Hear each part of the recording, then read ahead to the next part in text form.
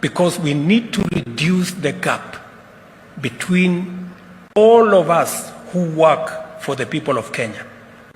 We need to make sure that the gap between the person paid the least and the person paid the most is not too big, because we are all workers.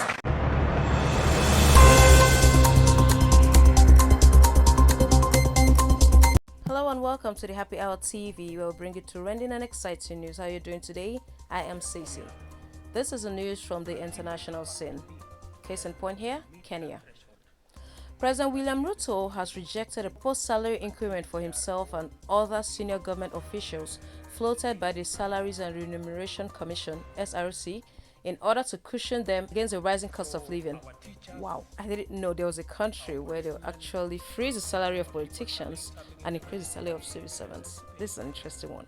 Okay, the president said he has directed the SRC to freeze post-salary review until the commission establishes whether it is in line with best practices on income inequalities. Speaking on Friday, June 30th, 2023, Ruto proposed a 7 to 10% salary increment for teachers, police officers, KDF officers, and other civil servants in the lower cadre starting July 1st, 2023. In his words, "I know there is a proposal by SRC for the increase of salaries of different cadres of both civil servants and other public servants. Because of the economic times we live in, I've approved that salaries of other civil servants can be adjusted beginning tomorrow." That was being July 1st. He further said that the salaries for the senior government officials would remain redundant until SRC achieved international standards in rationalizing salaries for all civil servants. Please listen to his speech. Instructed the SRC to give us international best practice, because we need to reduce the gap between all of us who work for the people of Kenya. We need to make sure that the gap between the person paid the least and the person paid the most is not too big, because we are all workers. It is not possible that the people at the top earn 100 times more than the people at the bottom. It's not right. Because we live in the same country, we buy the same food, we go to the same shop, we go to, I have told SRC there is an internationally accepted, it's called compression formula. Until they come back to me to tell me we meet that threshold, hii salaries yetu itangojea. Until we are all living the same. So our teachers, our policemen, our people serving in the military space, people working in government offices, we have agreed that because of where we are today, your salaries will be adjusted by between 7 and 10% from tomorrow.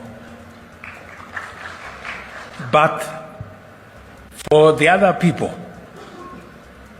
the state officers, myself, my deputy, ministers, PSS, na wale wadosi wengine wabunge, na wale wengine, sisi mambo yetu tungoje. Tafadhali. Hiyo mshahara itakwama hapo. Mimi nimeona watu wanasema mshahara ya kuna watu fulani, hapana. Oh my, this is what is known as leadership by example.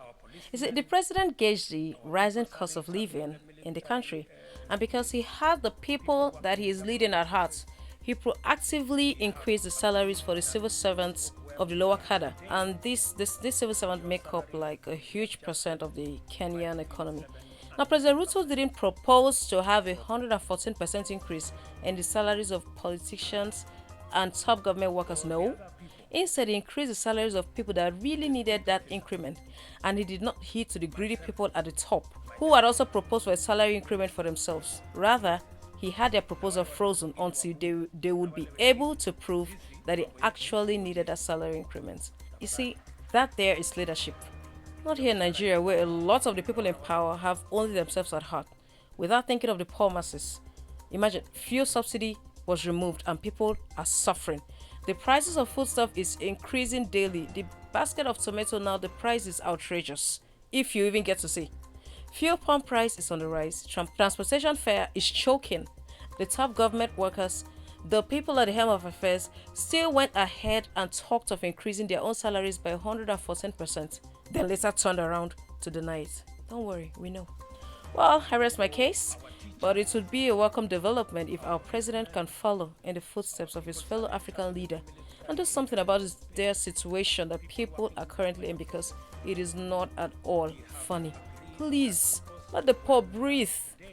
Also, kudos to the Kenyan President, William Ruto, even if he may have other flaws, but in this instance, he has proven himself to be a brilliant and resourceful leader. Alright, that's it for now. Stay tuned into the Happy Hour TV for more trending news. And also remember to hit the notification button so you'll be notified when there's a new breaking story like this. Bye for now.